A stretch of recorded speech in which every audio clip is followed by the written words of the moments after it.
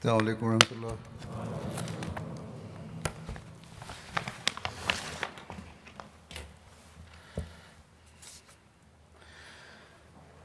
أشهد أن لا إله إلا الله وحده لا شريك له وأشهد أن محمدا عبده ورسوله أما بعد فأعوذ بالله من الشيطان الرجيم بسم الله الرحمن الرحيم الحمد لله رب العالمين الرحمن الرحيم مالك يوم الدين إياك نعبد وإياك نستعين اهدنا الصراط المستقيم صراط الذين أنعمت عليهم غير المغضوب عليهم ولا الضالين.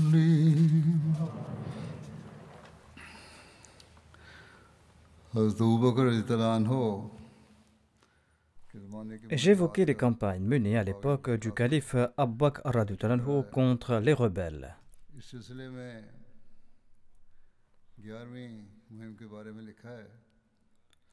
La 11e expédition a été menée par Muhajir bin Abu Umayya.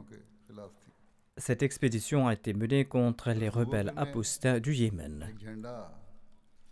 Le calife Abu Bakr radhiyallahu anhu avait confié un drapeau à Muhajir bin Umayya et il lui avait ordonné de combattre l'armée d'Aswad Ansi.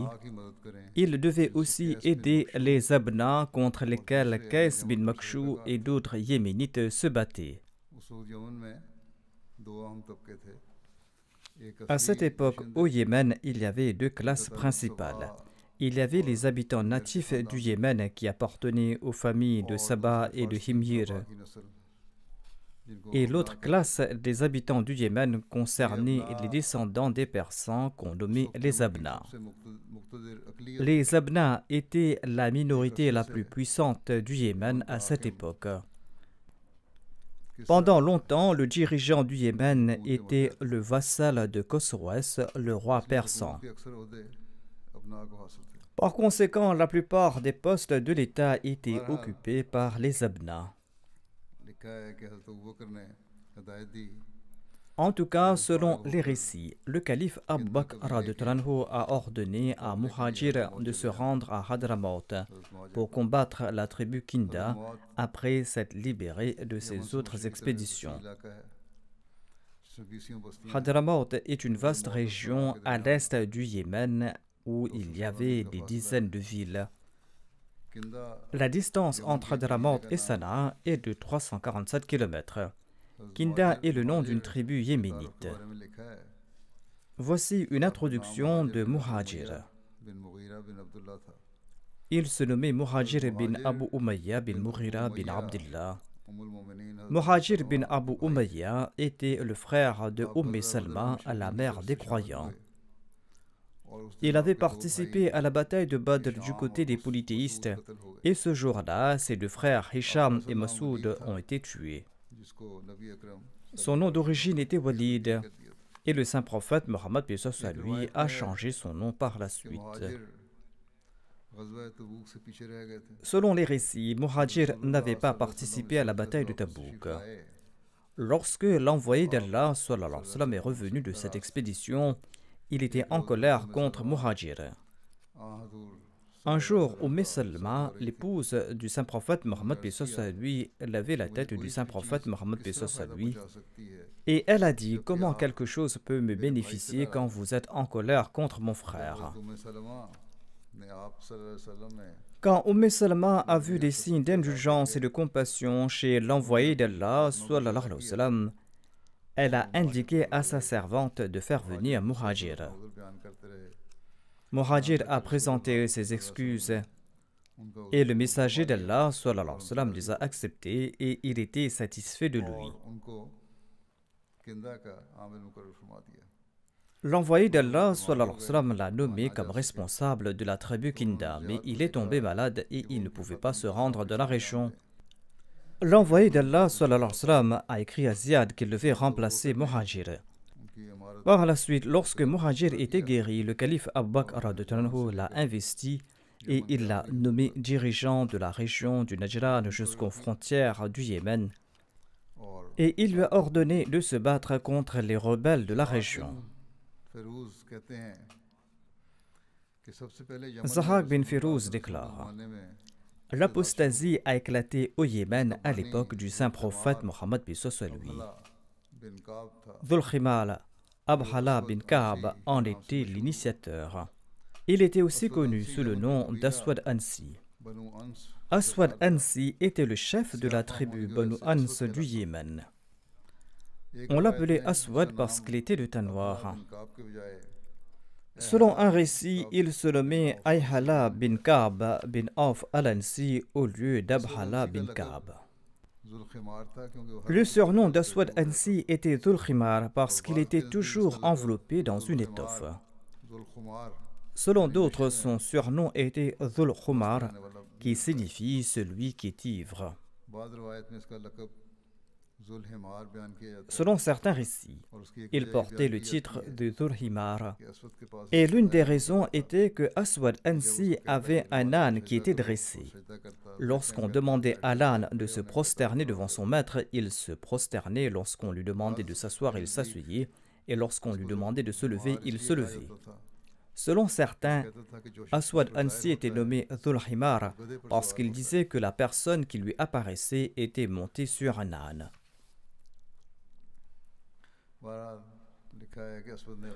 Cependant, il est écrit qu'Aswad Ansi s'était donné le titre de Rahman al-Yaman, tout comme Muslima s'était donné le titre de Rahman al-Yamama. Et Aswad Ansi déclarait qu'il recevait des révélations et qu'il connaissait à l'avance tous les plans de ses ennemis. Aswad était un magicien et il montrait des prodiges. Selon le récit d'Al-Bukhari, le saint prophète Mohammed lui avait été informé dans un rêve que deux faux prétendants à la prophétie vont apparaître. Abu Huraira a cité ce hadith dans lequel le saint prophète Mohammed lui a déclaré que pendant que je dormais, on m'a offert les trésors de la terre dans mon songe et deux bracelets d'or ont été placés dans ma main. Cela m'a fort déplu et Allah m'a révélé que je devais souffler dessus. J'ai soufflé dessus et ces bracelets ont disparu. Et j'ai compris qu'il s'agit de deux menteurs entre lesquels je me trouve. Il s'agit d'Aswad Ansi de Sanaa et Muslima le menteur qui est de Yamama. Le saint prophète Mohammed lui a déclaré donc: pendant que je dormais, on m'a offert les trésors de la terre dans mon songe et on a placé deux bracelets d'or dans ma main. Cela m'a fort déplu. Allah m'a révélé que je devais souffler dessus. J'ai soufflé dessus et ces bracelets ont disparu. J'ai compris qu'il s'agit en fait de deux menteurs entre lesquels je me trouve. Il s'agit d'Aswad Ansi de Sanaa et Muslima le menteur de Yamama. Selon un autre récit d'Al-Bukhari, Ibn Abbas rapporte: on m'a relaté la vision de l'envoyé d'Allah sallallahu alayhi wa sallam. Il a relaté: je dormais et on m'a montré deux bracelets d'or sur les mains. J'en ai pris peur et ces bracelets m'ont déplu. Allah m'a ensuite ordonné de souffler sur ces bracelets et ces bracelets ont disparu. J'en ai déduit qu'il s'agit de deux menteurs qui vont se dresser contre moi. Ubaydullah, le narrateur, a déclaré que l'un d'entre eux était Ansi, qui a été tué par Firouz au Yémen, et l'autre était Muslima, le menteur. L'envoyé d'Allah sallallahu alayhi wa sallam avait écrit une lettre à Khosroès, le roi persan, l'invitant à l'islam.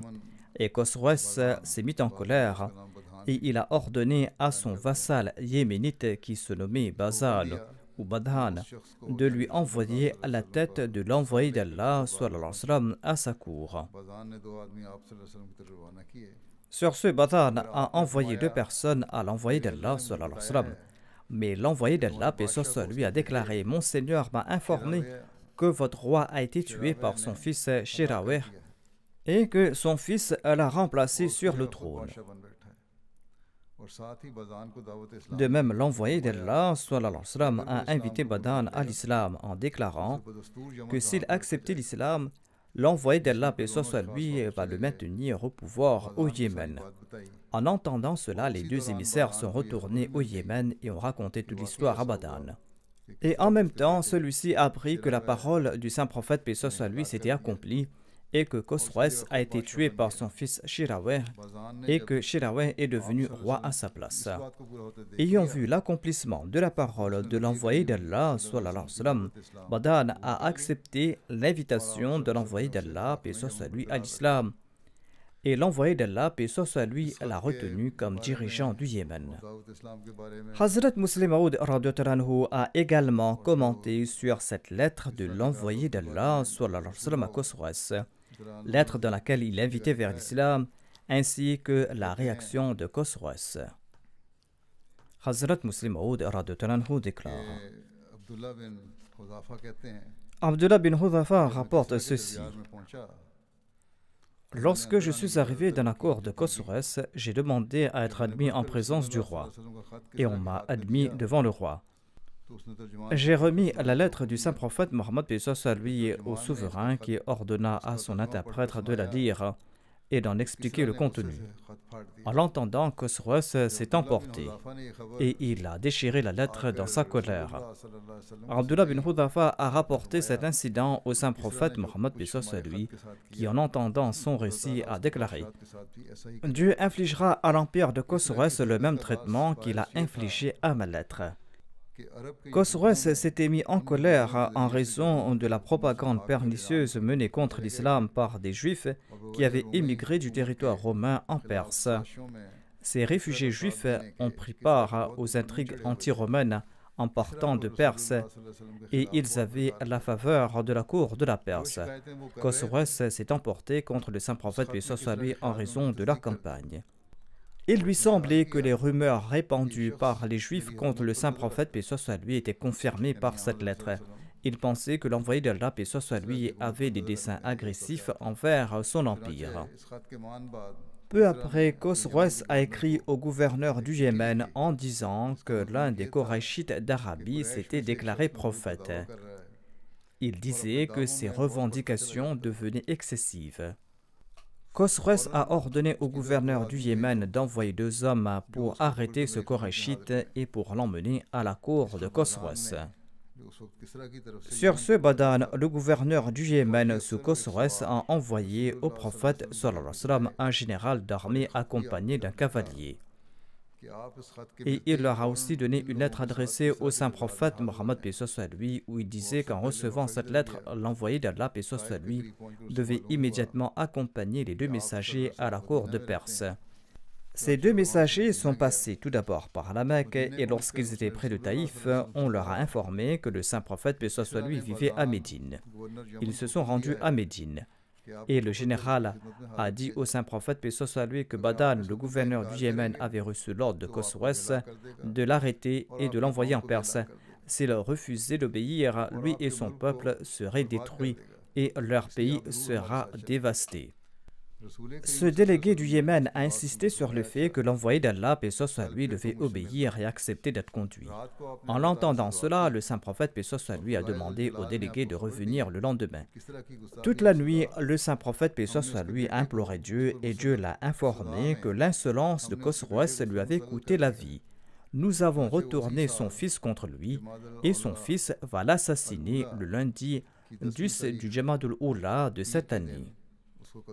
Selon certains rapports, la révélation disait ceci: le fils a assassiné le père cette nuit même. Il est possible que cette nuit même fait référence à celle du 10 Jamadul Oula. Le lendemain matin, le saint prophète, paix soit lui, a fait venir les délégués du Yémen et il leur a informé qu'il avait reçu cette révélation durant la nuit.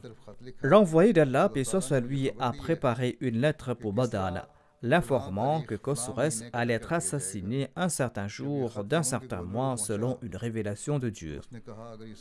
Quand le gouverneur du Yémen a reçu la lettre, il a déclaré: si cet homme est un vrai prophète, il en sera ainsi. S'il n'est pas véridique, que Dieu l'aide, lui et son pays. Peu de temps après, un bateau venant de Perse a jeté l'ancre au port du Yémen. Le bateau apportait une lettre de l'empereur de Perse au gouverneur du Yémen. Cette lettre portait un nouveau sceau.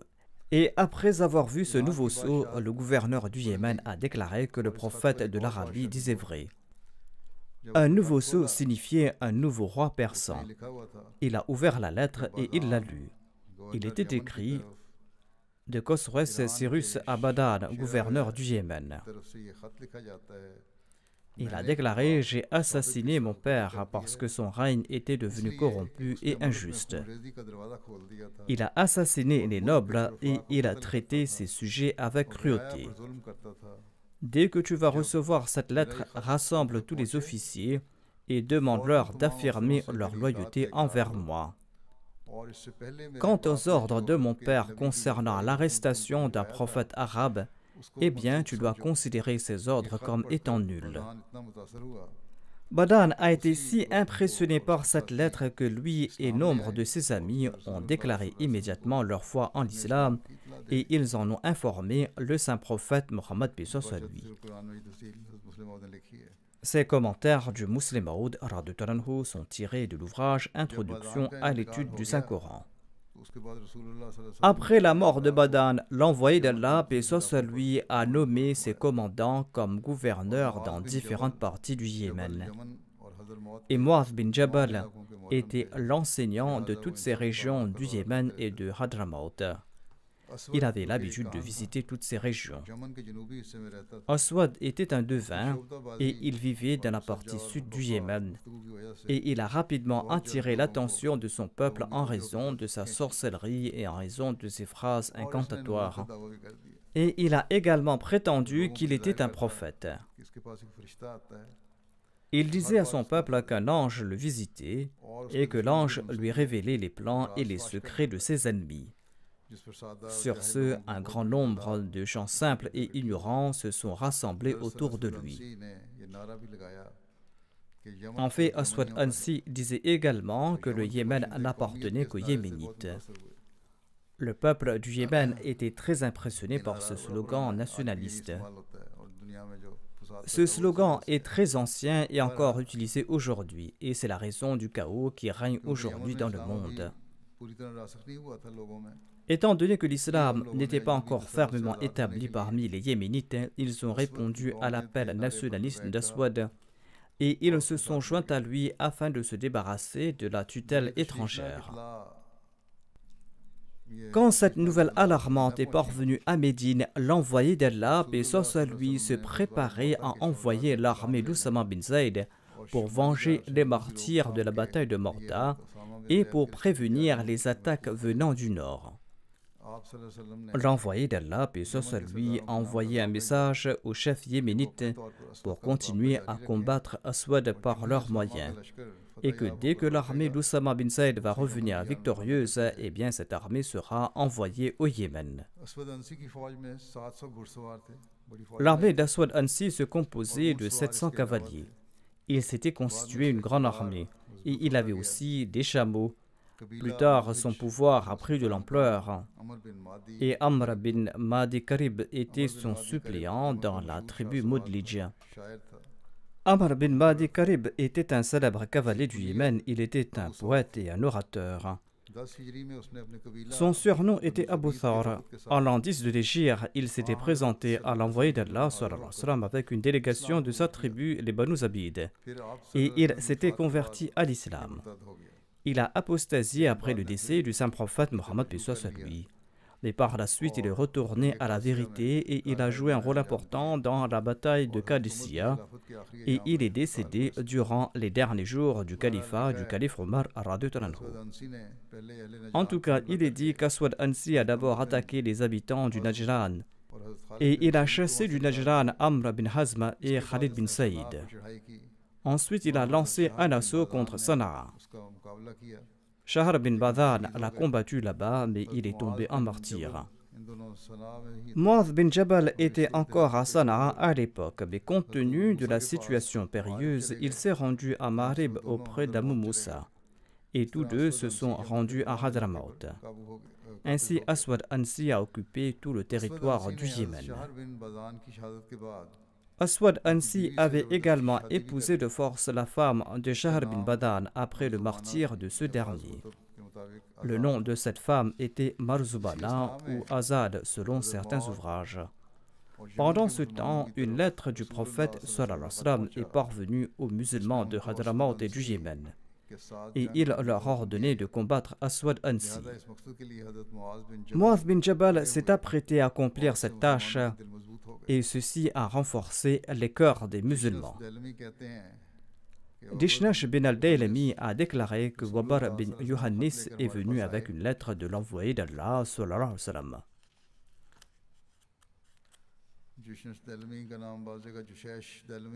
Selon certains ouvrages, Dishnash bin al-Daylami était aussi connu comme Jushash bin al-Daylami. En tout cas, il était un de ceux à qui l'envoyé d'Allah, paix soit lui, avait envoyé une lettre lui demandant d'assassiner Aswad Ansi au Yémen. Dishnash a tué Aswad Ansi avec l'aide de Féroz et de Dadawi. Selon certains récits, Wabar bin Yohannis était aussi connu comme Wabra bin Yohannis. Il faisait partie des Abna du Yémen et il s'était converti à l'islam en l'an 10 de l'Hégire après s'être présenté au saint prophète paix soit lui. Il déclare dans cette lettre: l'envoyé d'Allah paix soit lui nous a ordonné d'adhérer à notre foi et de lutter contre Aswad par la force ou par la ruse. De même, il nous a demandé de transmettre son message à ceux qui étaient toujours fidèles à l'islam et qui étaient prêts à aider la foi. Nous avons agi en conséquence, mais nous avons constaté qu'il serait très difficile de remporter la victoire contre Aswad Ansi. Dishnash bin Daylami déclare: nous avons su qu'une dissension a éclaté entre Aswad et Qais bin Abdi Yarouth, ou qu'il y a eu du ressentiment entre eux. Et nous nous sommes dit que Qais va craindre pour sa vie. Il existe des différences d'opinion concernant le nom et la lignée de Qais bin Abdi Yarouth. Selon un récit, son nom était Hubayra bin Abdi Yarouth ou Abdi Yarouth bin Hubayra. Selon Abu Moussa, il se nommait Qais bin Abdi Yarouth bin Makshur. Selon un récit, il n'était pas un compagnon du saint prophète Mohammed paix soit lui. Mais selon d'autres récits, il est dit qu'il avait eu le privilège de rencontrer le saint prophète paix soit lui et de rapporter certains de ses dires. Il était un des assassins d'Aswad Ansi et il était le neveu d'Amr bin Madi Karib.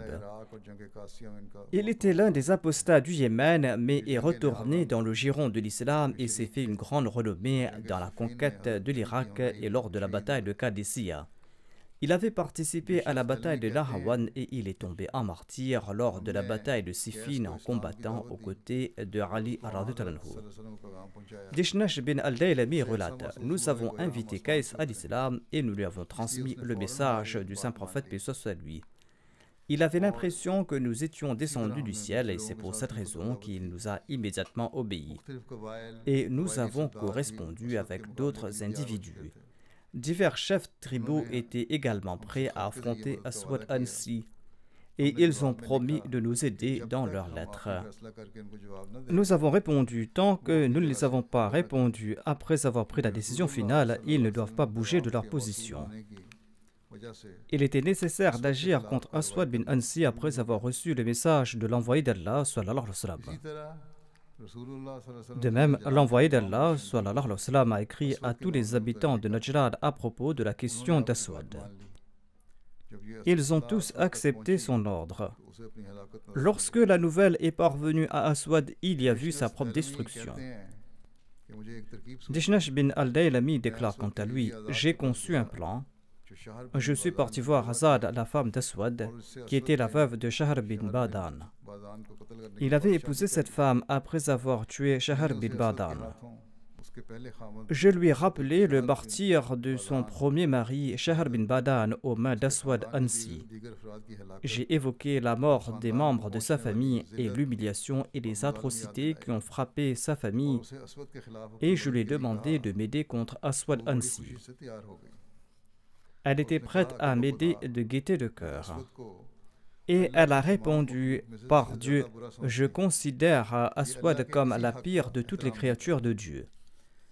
Il ne respecte aucun des droits de Dieu et il n'évite aucune interdiction de Dieu. Informe-moi quand tu auras pris ta décision. Je m'occuperai de cette affaire. Par la suite, après un plan bien conçu avec l'aide de cette même femme d'Aswad Ansi, une nuit, on l'a tué dans son palais. Le lendemain matin, debout sur le mur d'un fort, une voix a annoncé: Aswad Ansi, le rebelle apostat, a connu sa fin. Les musulmans et les infidèles se sont rassemblés autour du fort. Puis on a lancé l'appel du matin en annonçant: j'atteste que Mohammed est le messager d'Allah. Aswad Ansi est un menteur. Ensuite, on a jeté sa tête devant les autres. Cette insurrection a duré 3 mois ou 4 mois selon une autre source, et par la suite, elle s'est refroidie. Et tous les gouverneurs et les commandants ont repris leurs fonctions dans leurs domaines respectifs. Et Muadh bin Jabal faisait office d'imam dans la région. L'envoyé d'Allah sallallahu alayhi wa sallam était déjà décédé avant de recevoir la nouvelle de l'assassinat d'Aswad Ansi, de la défaite de son armée et de la fin de la sédition. Selon un autre récit, Allah avait informé l'envoyé d'Allah sallallahu alayhi wa sallam de la mort d'Aswad Ansi par révélation la même nuit où Aswad a été tué. Et le lendemain matin, le saint prophète Mohammed lui a informé ses compagnons qu'Aswad Ansi a été tué par Firouz. La première bonne nouvelle qu'Abu Bakr a reçue après avoir assumé le poste de calife a été la nouvelle de l'assassinat d'Aswad Ansi.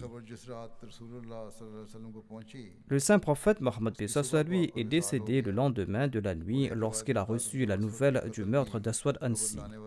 Selon un autre récit, lorsque le messager a apporté la nouvelle de la mort d'Aswad Ansi à Médine, on était en train d'enterrer l'envoyé d'Allah sallallahu alayhi wa sallam. Selon un autre récit, la nouvelle de l'assassinat d'Aswad Ansi est parvenue à Médine 10 ou 12 jours après le décès du saint prophète Mohammed lui, quand Abu Bakr avait été élu calife. Il existe donc différents récits à ce sujet, mais en tout cas, il s'agit de ces jours-là, 8 ou 10 jours avant ou après. Après l'assassinat d'Aswad, un gouvernement islamique a été établi à Sanaa comme dans le passé, mais une révolte a éclaté de nouveau au Yémen. Quand la nouvelle de la mort de l'envoyé d'Allah lui est parvenue au Yémen, la situation s'est aggravée davantage. Qais bin Abd al-Yarous, qui s'était allié à Firouz et à Dahdawi pour se révolter contre Aswad et qui avait tué Aswad avec leur aide, s'est détourné de l'islam de nouveau. Il était un homme capable et déterminé, il était empreint de nationalisme. La puissance des Perses au Yémen l'avait toujours hanté. Après la fin de la puissance persane au Yémen, il a voulu anéantir la prospérité des Abna et leur supériorité collective et économique. Il était un chef militaire couronné de succès. Il avait conspiré avec les chefs militaires d'Aswad et il a projeté d'expulser les Abna du Yémen. Il a rompu ses liens avec Firouz et Dahdawi. Dahdawi a été tué par tromperie et Firouz a survécu à son assassinat. Firouz a informé le calife Abu Bakr de sa loyauté envers le calife et de celle des Abna, et il a demandé l'aide du calife en disant que nous sommes prêts à faire n'importe quel sacrifice pour l'islam. Quand l'envoyé d'Allah sallallahu alayhi wa sallam est décédé, Ziyad bin Labid était son gouverneur de la région de Hadramaut. Ziyad bin Labid était un compagnon du saint prophète Mohammed lui. Il avait un fils nommé Abdullah. Il s'était converti avec 70 compagnons lors de la deuxième Bay'a d'Aqaba. Et quand Ziyad est retourné à Médine après avoir accepté l'islam, il a brisé les idoles de sa tribu, les Banu Bayada. Sa tribu était donc idolâtre. Ensuite, il s'est rendu à la Mecque auprès du saint prophète paix soit lui, et il est resté à la Mecque jusqu'à ce que l'envoyé d'Allah paix soit lui émigre à Médine. Ainsi donc, il est retourné à Médine avec le saint prophète Mohammed paix soit lui. C'est pour cette raison que Ziyad était appelé un muhajir ansari. Il était à la fois un émigrant et un ansari. Ziyad avait accompagné l'envoyé d'Allah lors de la bataille de Badr, de la bataille d'Uhud, de la bataille du Fossé et de toutes les autres Azwat. L'envoyé d'Allah, paix soit lui, a émigré à Médine et est passé dans le quartier des Banu Bayada. Ziyad l'y a accueilli et a offert sa maison pour loger l'envoyé d'Allah. L'envoyé d'Allah a déclaré: laissez ma chamelle, elle va trouver sa destination. Au cours du mois de Muharram, en l'an 9 de l'Hégire, l'envoyé d'Allah, paix soit lui, a nommé divers agents pour collecter l'aumône et la zakat. Et il a nommé Ziyad comme précepteur de la zakat dans la région d'Adramaut. Ziyad a occupé ce poste jusqu'au califat de Omar. Par la suite, il a pris sa retraite et il s'est installé à Koufa où il est décédé en l'an 41 de l'Hégire. Voici les détails à propos du départ de Muhajir vers le Najran. La dernière des 11 armées formées par le calife Abu Bakr a quitté Médine et il s'agissait de l'armée de Muhajir bin Abu Umayya. Cette armée s'est rendue au Yémen. Il s'y trouvait un groupe de compagnons de Muhajirin et d'Ansar. Cette armée est passée par la Mecque et Khalid bin Asid, l'émir de la Mecque et le frère d'Atta bin Asid, a rejoint cette armée. Lorsque l'armée est passée tout près de Taïf, Abdurrahman bin As l'a rejoint avec ses compagnons. De même, les gens de différentes tribus ont rejoint cette armée en cours de route.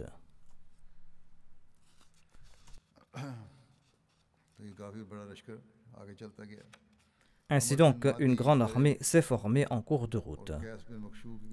Voici les détails concernant la capture d'Amr bin Madi Karib et de Qais bin Makshur. Comme mentionné précédemment, aveuglé par sa bravoure et sa puissance, Amr bin Madi Karib s'est rebellé contre l'État islamique et il avait pris avec lui Qais bin Abd Yarouth.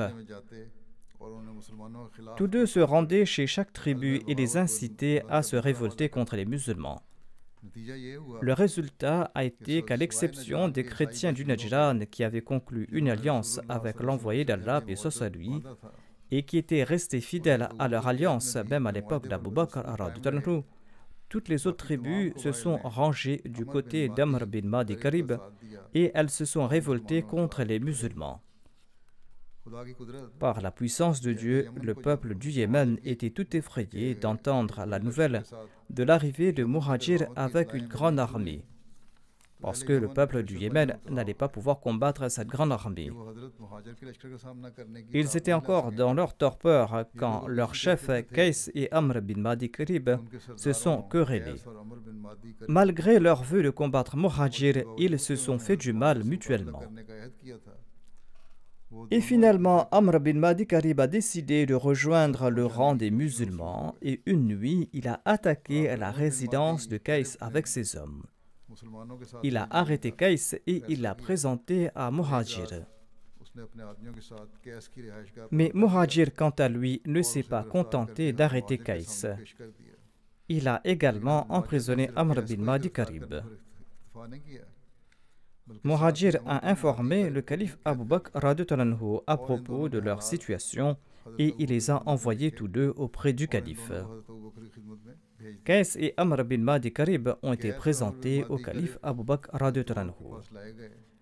Abu Bakr a dit à Qais: as-tu opprimé et tué les serviteurs d'Allah? As-tu pris les polythéistes et les rebelles apostats comme des amis au lieu des croyants? S'il avait été reconnu coupable, Abu Bakr l'aurait condamné à mort. Qais a catégoriquement nié le complot et l'implication dans l'assassinat de Dahdawa. C'était là un acte mené dans le secret et aucune preuve claire n'a été trouvée contre Qaïs. Étant donné que le calife Abu Bakr n'avait pas de preuves contre Qaïs, eh bien, il l'a laissé partir. Le calife Abu Bakr radhiyallahu anhu a dit à Amr bin Madi Karib lorsque ce fut son tour: N'as-tu pas honte? Tu es vaincu partout et le cercle autour de toi est en train de se rétrécir. Si tu soutiens cette religion, Allah te récompensera avec un rang élevé. Le calife Abu Bakr radhiyallahu anhu l'a aussi libéré. Et il a livré Amr et Qaïs à leurs tribus respectives. Amr a déclaré: Certainement, je vais accepter les conseils de l'émir des croyants et je ne commettrai plus cette erreur. Tous les deux ont été pardonnés parce qu'on n'avait pas de preuves claires à leur rencontre et en raison de leur savoir. Un autre biographe a écrit à propos du pardon du calife Abu Bakr radhiyallahu anhu. Il déclare: Abu Bakr radhiyallahu anhu était un homme d'une grande prévoyance, il possédait une grande vision et avait en tête les conséquences. Là où était nécessaire la rigueur, il faisait montre de rigueur. Là où la clémence était de mise, il était indulgent. Il était désireux de rassembler les tribus dispersées sous la bannière de l'islam. Sa politique sage était de pardonner les chefs tribus adverses après leur retour à la vérité.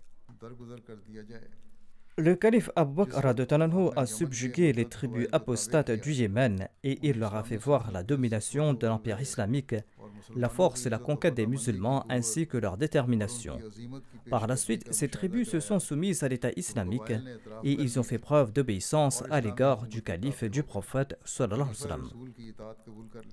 Ainsi donc, le calife Abu Bakr radhiyallahu anhu a estimé qu'il était plus approprié de s'entendre avec les chefs des tribus et de les traiter avec indulgence et gentillesse au lieu de les traiter avec rigueur. Ainsi donc, le calife les a pardonnés et il leur a parlé avec bonté. Et il les a maintenus à la tête de leur tribu pour le bien-être de l'islam et pour le bien-être des musulmans. Le calife Abu Bakr radhiyallahu anhu a pardonné leurs méfaits et il les a traités avec bonté. Qaïs bin Abd Yarouth et Amr bin Madi Karib ont été traités de la même manière. Ces deux-là étaient comptés parmi les plus courageux et les plus sages des Arabes, et le calife Abu Bakr ne souhaitait pas les perdre. Il a tenté de les purifier pour l'islam et de les sortir du dilemme entre l'islam et l'apostasie. Le calife Abu Bakr radhiyallahu anhu a libéré Amr bin Madi Karib. Après ce jour, Amr n'a jamais apostasié. Il a embrassé l'islam et il a mené une belle vie en tant que musulman. Allah l'a aidé et il a joué un rôle important dans les conquêtes islamiques. Qaïs aussi a regretté ses actions et Abu Bakr radhiyallahu anhu lui a pardonné. Le pardon de ces deux guerriers arabes a eu des effets considérables. Le calife Abu Bakr radhiyallahu anhu a ainsi uni les cœurs de ceux qui sont retournés à l'islam après avoir sombré dans l'apostasie en raison de leur peur ou en raison de leur cupidité. Et il a pardonné Ashras bin Qaïs. Ainsi, le Siddiq radhiyallahu anhu a conquis leur cœur et il est devenu le maître de leur cœur. Et ils sont devenus des soutiens de l'islam et la force des musulmans à l'avenir. Ainsi donc, il n'y avait pas de contrainte à leur égard. Ils ont accepté l'islam de gaieté de cœur et ils ont obéi au calife Abu Bakr radhiyallahu anhu de gaieté de cœur. Muhajir a quitté le Najran pour la région de Lahjia et lorsque la cavalerie a encerclé le groupe d'ennemis, ils ont demandé à conclure une trêve, mais Muhajir a refusé de leur accorder la paix. Ils étaient divisés en deux groupes. Le premier a combattu Muhajir à l'endroit dit Ajib, qui se trouve au Yémen. Des cavaliers de Muhajir sous la direction d'Abdullah les a affrontés sur le chemin d'Akhabas. Les ennemis en fuite ont été tués sur toutes les routes. Les Banu Ak se sont rebellés dans la région d'Alab au Yémen et on leur a donné le nom d'Akhabis. Le chemin sur lequel ces impurs et ces infâmes se sont battus a été rebaptisé Tariq al-Akhabis. Voici les détails de l'arrivée de Muhajir à Sanaa. Il a quitté Ajib et il est arrivé à Sanaa et il a ordonné qu'on chasse les différentes tribus qui étaient en fuite. Les musulmans les ont tués et ils n'ont pardonné aucun rebelle. À l'exception des rebelles, ils ont accepté le repentir de ceux qui se sont amendés. Les guerriers et les oppresseurs n'ont pas été pardonnés, mais les autres ont été pardonnés et ils ont été traités en fonction de leur situation passée. Et on espérait qu'ils allaient se réformer. Étant donné que le récit suivant sera détaillé, je vais m'arrêter ici. Je vais présenter le reste à l'avenir, Inch'Allah.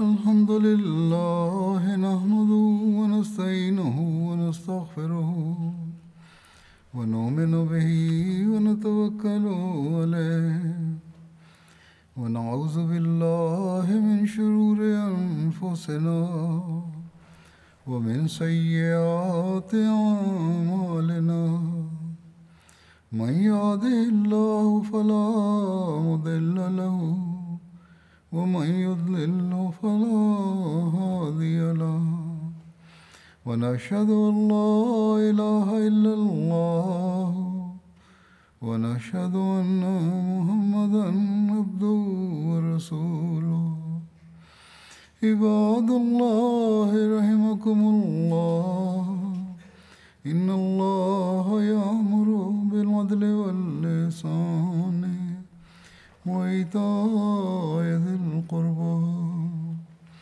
وينهى عن الفحشاء والمنكر والبغي يعظكم لعلكم تذكرون اذكروا الله يذكركم وادعوه يستجب لكم ولذكر الله أكبر